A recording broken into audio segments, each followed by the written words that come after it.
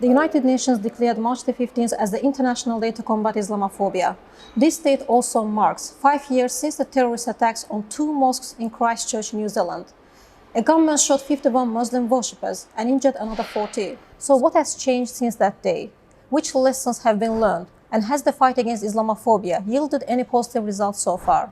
I will discuss these topics with my guest, Assistant Professor of Islamic Origins at the University of Groningen, Netherlands, Dr. Seyfeddin Kara.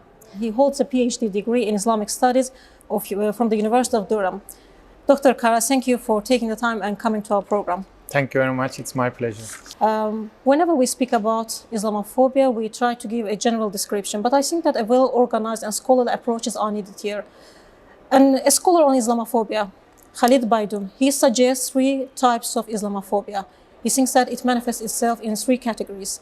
First of all, it's structural, second, individual, and third is dialectic.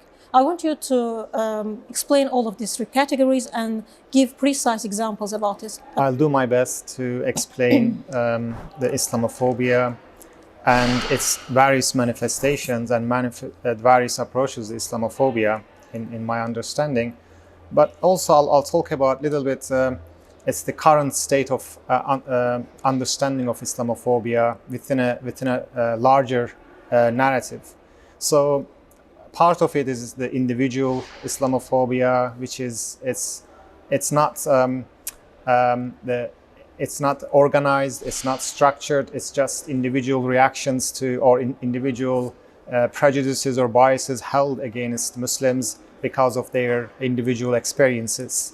And the other one is the structural one, which is it's rather than individual actions or individuals' reaction to Islamophobia, it is something well structured, institutionalized in the certain in the state and the private sector, like education, healthcare, services, different kind of services, and of course in the job market. So there is a structural discrimination against Muslims, and Muslims are always disadvantaged. And for example, when they apply for a job, if they have a Muslim sounding name, then it's very likely that they will be turned down. There was a very large survey in the UK carried out by BBC, and I think they sent CVs.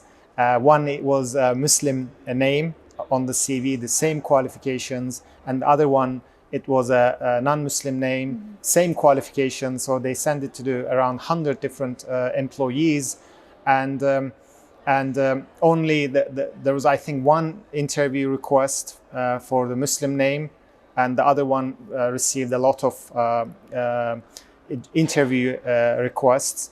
And also personal experiences. At some point, I was involved in Islamophobia in the UK.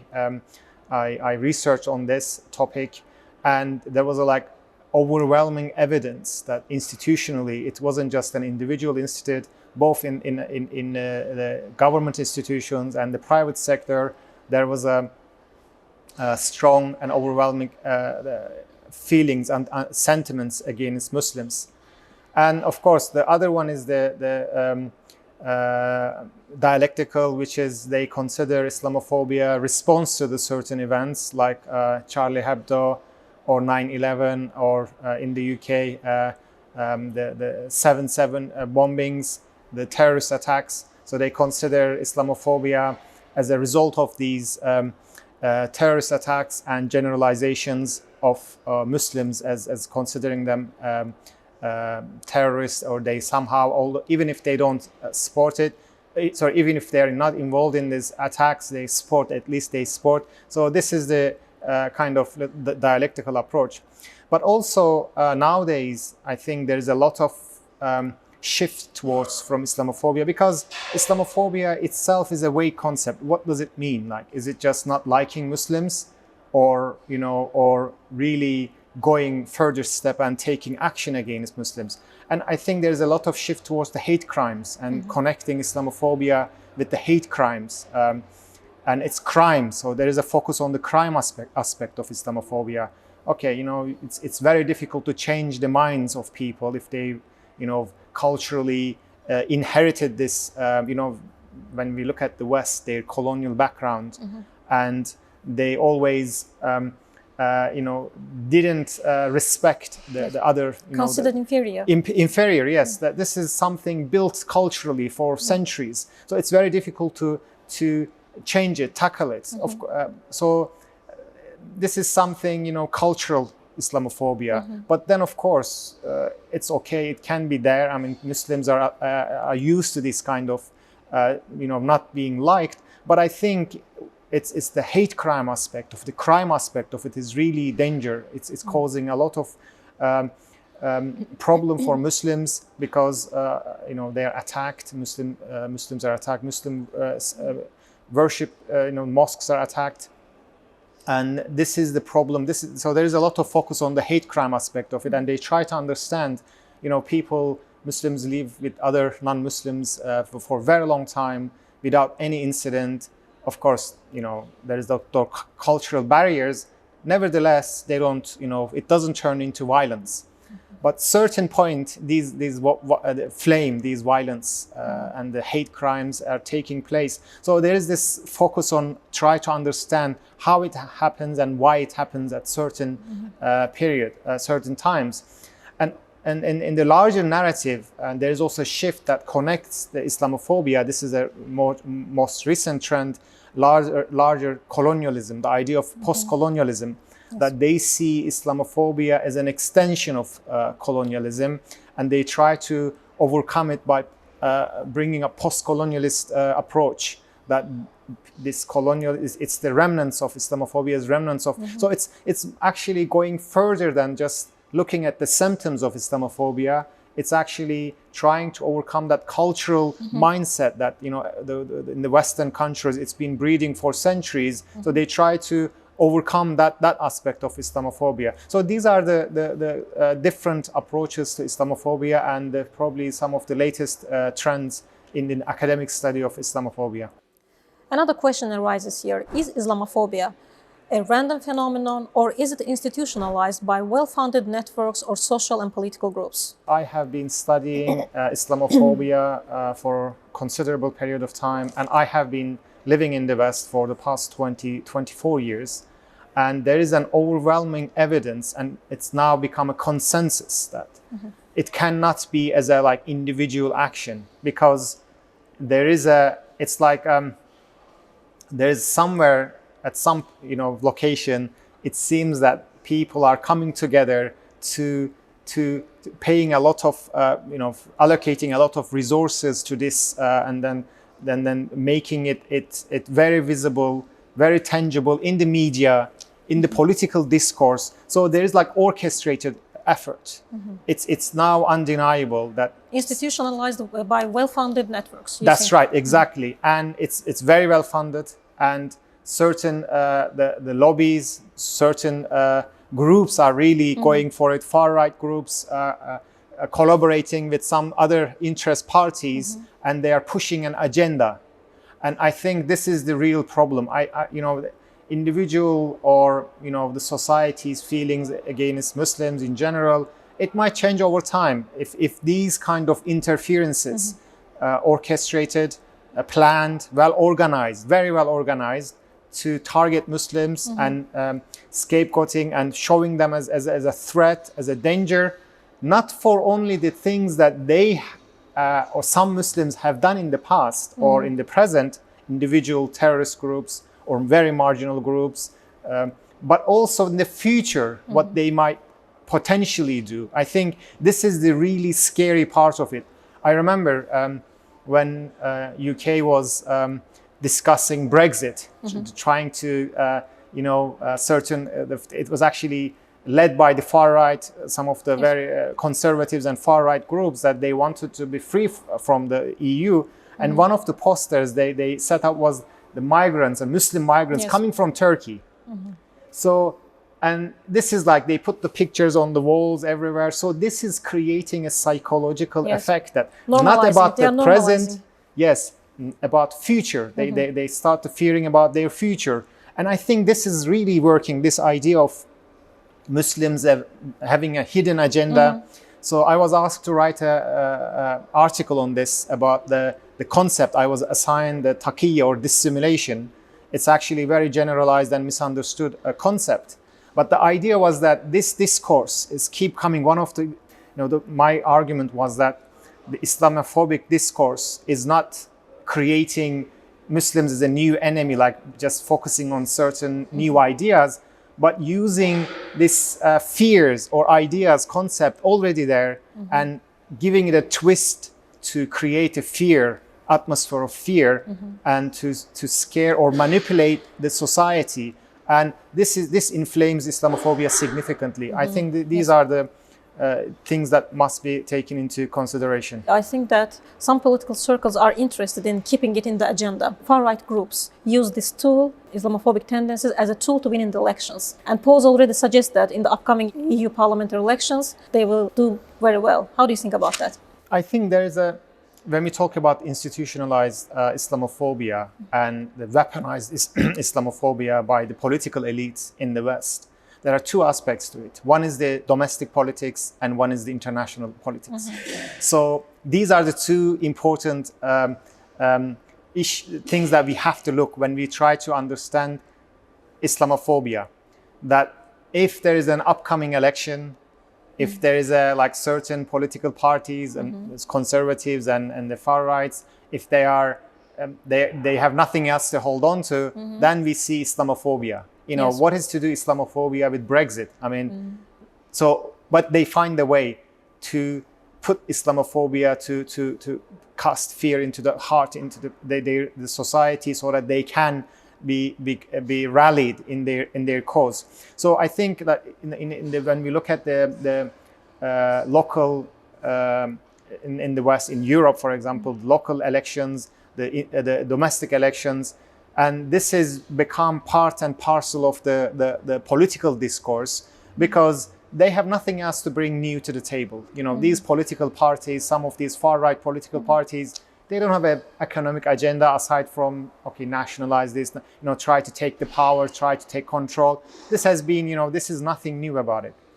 But when they create a false enemy, that is more imminent because they are trying to manipulate fears and emotions. When they say, I follow the news, they say, oh, Muslims are coming and they're gonna, not just, take over, not just gonna create danger for the society, but they, for example, take your, the values. Women, yes, and then they'll convert them Islam, they make slaves, these kind of fear, politics of fear. So it's become a part and parcel of the European politics, especially the rise of it has to be connected with the rise of right-wing political parties, because this is their entire existence is built upon, or political discourse. Because if you look at the political parties in the Netherlands, in elsewhere, they are gradually growing with the Islamophobia, because they are taking advantage of the current climate. In terms of the international politics, if we see a flame or conflict in the Middle East, it becomes part of, again, the agenda, political agenda, because by tapping into this Islamophobia, political parties, they can justify their involvement, and often malicious involvement in the Middle East and destructive involvement in the Middle East, and they can justify it to their people. For that reason, they accept anti-migration laws. That's right. So it's actually very complicated. It seems rather, when we talk about here, it seems very simple, like they are hating Muslims. And, we have to be, do this, and then, they are doing this. It seems very complex. Sorry, very simple, but it's very complex. There are layers and layers of Islamophobia, and it became actually very handy tool at the hands of these political parties. They have no ethical, some of these parties, they have no ethical values, and they can easily demonize a large group of society just to achieve their political goals. In yesterday's panel on digital Islamophobia, you spoke about a hidden agenda. Yes. The Christian groups, they think that Muslims have a hidden agenda and they want to, how to say, capture the European sphere, the Western Hemisphere. You see, this is goes back to the deep, this is what I was trying to say. When they come up with an idea, when they inflame Islamophobia in the society, they try to tap into the collective memory of a society. So we look at the wars within the Ottoman and European wars in the past, the Muslim versus the West, in the Keeps historical. memories fresh. So the idea of they are coming, when I had an Italian friend, and he told me that they have a saying in Italian that Turks are coming. So meaning that they might come one day and take over. So if they can't come, so if you put it the current climate of Islamophobia, if they can't come with their armies, they're already here, like as an immigrants, as Just their culture, values. Refugees or immigrants, and they are here for an agenda. They are continuity of that of the Turks or other Muslim civilization with a goal, with the agenda of taking over this country, or Europe or America or Canada. So this is something is not just related to what they have done or what they are doing, but what they will do in the future, and which is the most difficult to encounter, because how can you defend yourself for something that you haven't even done before? So this is a very dangerous, one of the very dangerous concepts. And when you look at the Twitter and you see this, I mean, this is what I was also looking into, digital sphere and how Islamophobia evolves.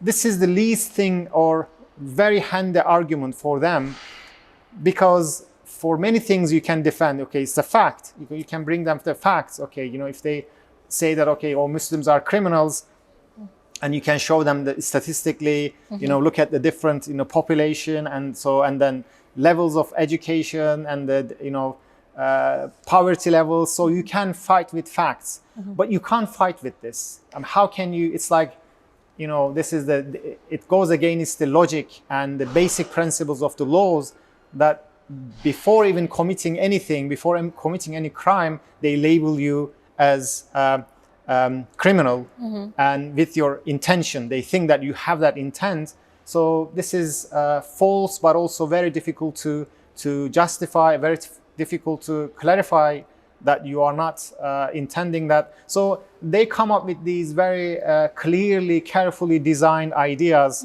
to demonize and feed Islamophobia. But statistics related to Islam. Yes. How to say, crimes emanating from Islam. Yes. They try to portray it like that. And such kind of statistic Yes. is carried out. But the statistics regarding with Christian affiliated groups are not carried out. That's right. Also other religious groups. But I don't want to, I think the problem here is not, of course, there is that double standard, there is that prejudice and bias, but I don't see it as a product of a religious reaction to Islam, or it's between Islam versus Christianity or Islam versus Judaism. I think this is the mindset or the intellect that creates this Islamophobia. They don't care about religion. They don't care about ethical values. They care about their objectives. So there is that double standard because they don't want to upset. The only reason they don't want to do it, they don't want to include other, for example, the Jews or the Christians, because they don't want to upset certain well-established, well-organized groups.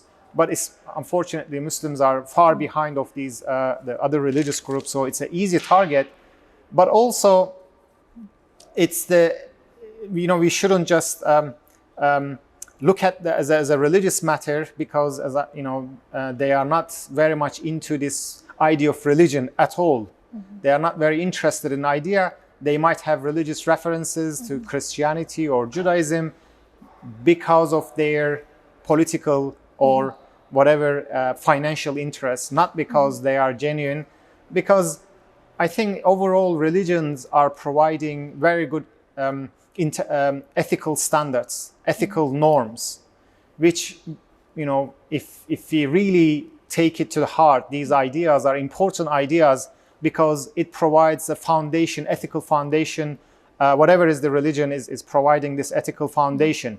So I think these kind of Islamophobes, these kind of prejudiced organizations or individuals or groups, they're actually going against these ideas, ethical norms, ethical standards, but also attacking them just because of their own objectives and strategies. Yes, strategies. That's right. Most of the academic circles support your idea. They think that the West, it's not a random phenomenon. The West created Islamophobic tendencies, Islamophobia, in order to pursue its own political agenda, because there is no a demon on the political agenda, the Soviet Union. For that reason, they needed a gap filler. And that's why we see the rising tendencies in Islamophobia. And as you said in yesterday's panel, after 9/11 attacks, the Islamophobic tendencies grew at a startling pace. Yeah, I mean, this is I think the central role that Middle East plays when we look at the American and European politics and their engagement with Middle East. They are not, this colonialist mindset that they are not able to manage themselves or handle their affairs themselves. So they always found a way to infiltrate and take the control. So this served in the, like, for example, if we talk about a century ago, there wasn't Islamophobia, but there was colonialism. I think I agree with this colonialist approach in the sense that Islamophobia has become an extension of colonialism within if you look at the foreign policy or the approach to Middle East, that they think that because of the Islamophobia, that because they can't say anymore, in the past they said as a race, Arabs or Turks, they are not capable of doing things, so we have to go and help them. So, and liberate their women and their slaves. So a single demon was needed. That's what there has to be. It's always this there has to be a demon, so that they can at home they can explain it to their people or their sponsors that we have to go there and achieve what we have to achieve. So this is what happened after 9/11 as well. That it's I don't know whether you can say crusades or not crusades. So this is debatable, but I mean, Bush himself said it was a crusade. So this is how crusade justified, in the West, in Europe, that they raised funds and armies and they wanted to go and plunder Middle East. So this is what happened in order to justify their political ambitions, take the control of Middle East and remove any threats in the Middle East, because it's a vital oil and natural gas. So they feel that they are obliged to take full control of Middle East, and Islamophobia become a very handy tool for them, for the US and Britain, because they needed to justify it. It wasn't just 9/11. Okay, they said we got attacked, but it will keep going on. So this was the fear of future. So it became a very strong propaganda tool, Islamophobia, and it inflamed it to the extent that we still are dealing this backlash from the 9/11. It caused great damage to Muslim communities. It made it very difficult for them to survive in that hostile environment, and I think it's still ongoing, that effects, but also we have new situations and new developments, and it's just getting worse and worse, unfortunately. How do you think, is the Islamic world prepared for the challenges emanating from Islamophobic tendencies? I think I'll look at from two different perspectives.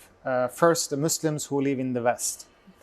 And they made a great progress in 23 years ago when I started involved in these the research, or also as a Muslim who live in the West. It was much more difficult to even acknowledging the existence of Islamophobia.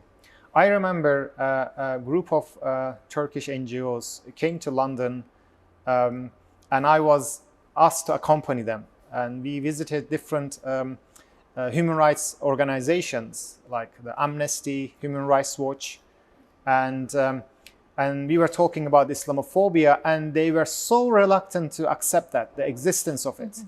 And they actually, one of the conversations with one of these groups, I don't want to mention, they even blame the Muslim culture for some of the things, Islamic culture or Islamic teachings, as being backward. So it was, the mindset was very different at the time.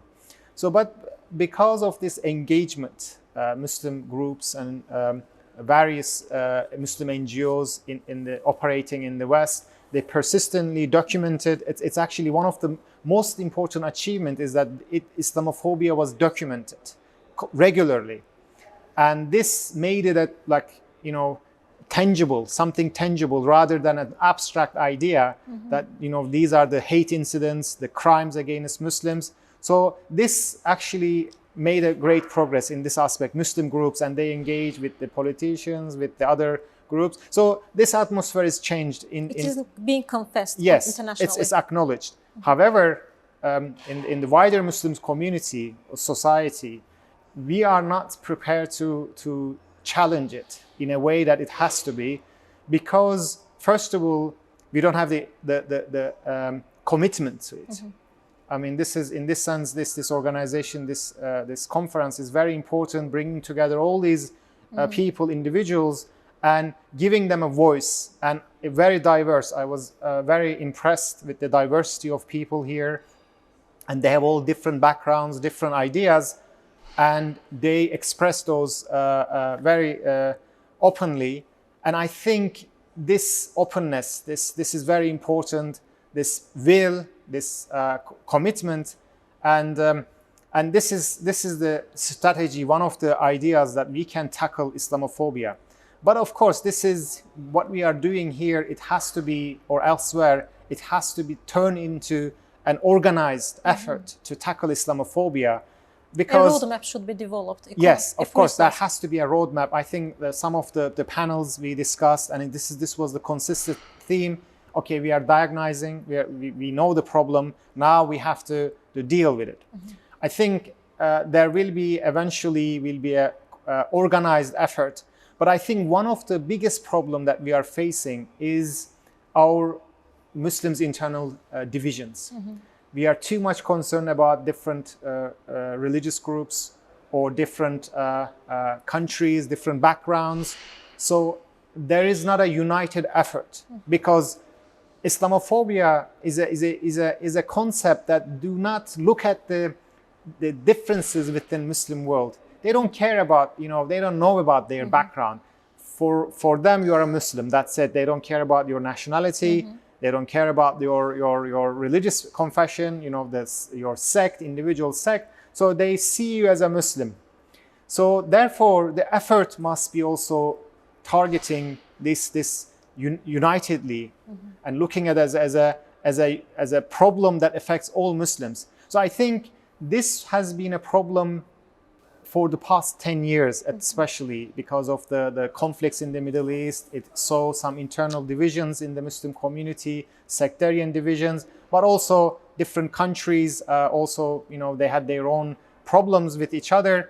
But I think this is something that we have to overcome and have a united front against Islamophobia and stand firm and try to defend, help those Muslims who are facing very strong discrimination. And it's not like, you know, we're not talking about one-off incidents. These are ongoing, constantly, you know, it's like somehow you are accepting, you know, as a Muslim, I live in the West, so I accept, like, of course, you know, when I was younger, I was more defiant, but you feel that you are tamed. You know, this is something, they put you in that structure, and you realize that it's individually you are not able to fight. But I think if that organized effort is there, and of course in a way that is not, you know, creating further divisions, further like tension, but finding a way to communicate with the society, I think this is when we talk about, East and West and Muslims and non-Muslims.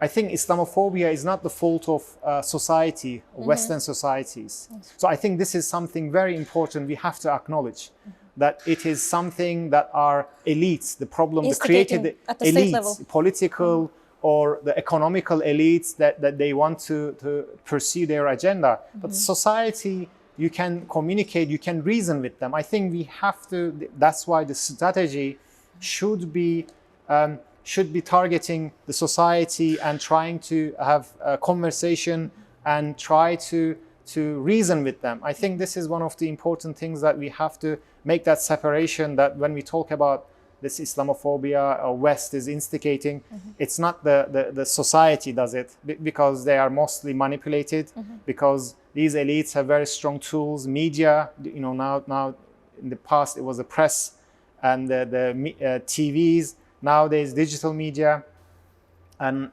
the other political discourse, so they can manipulate easily. And I think one important stage of this struggle against Islamophobia is the information war, that we have to show that this is not the case. Some things that are the false information propagated in these digital atmosphere, digital media, or the press or the mass media, they have to be challenged and show the different narrative, that Muslims are not, inherently violent, inherently backward. But also we have to be very careful. I think I heard one of the speakers mention that we shouldn't be too much Emotional? Not emotional, but also like trying to be too much apologetic. Yes, right, we're apologetic. I don't, have to apologize for something that some, crazy people, criminals, they, using the name of Islam to achieve their own political goals. I mean, nobody else, no other group is expected to apologize for the actions of marginal members of or few members of their groups. I think this is also very important, that we should be more confident with ourselves, that we are not, we shouldn't be in the position to go and try to make everything right. That things that okay, as a citizen of a country, I have my rights, I have my responsibilities, and one of these responsibilities is not to go and apologize for other people's actions. So state must treat us equally, Muslims. I think we have to also work on that as well. That's one of the important fronts and areas. So the academic circles, professional scholars should be at the forefront in the fight against Islamophobia, because they can only bring augmented information. And after that, we can fight, we can substantiate our position, not apologize. We can substantiate who we are. That is fabricated information, and that has nothing to do with Muslim world. Yes, I think academia, they are, it is a bit difficult. I'll tell you why. Because academia, it depends on where you are. Certain countries, we hear terrible news that some of our colleagues are, just because simply expressing their views, they are fired, they lose their jobs, and they are mistreated, they are pressured. So it's creating an atmosphere of fear for many academics, that they don't want to express their views. So I think the society, also the Muslim communities or Muslim countries, they should find a way to also support academia, Muslim academics who live in the West, and they try to, they can highlight these issues, because not just they are studying this, but they're also living there. They have the experience and they know how it happens at a daily basis. So I think it's also important that there has to be common work, collective work, that they have to collaborate with the networks, community networks, community groups, and countries who want to involve in this struggle. And of course, academics would then see there is a suitable atmosphere there. And then, of course, there are lots of researches already being done, but I think there has to be intellectual challenge, not just presenting the facts or stating the problems, but also in terms of finding solutions. I think in that place, academics can play a very important role because of providing an alternative ways to tackle Islamophobia. Dr. Kara, thank you for taking the time and joining us. It was my pleasure. Thank you very much. It was a pleasure to talk to you. Thank you.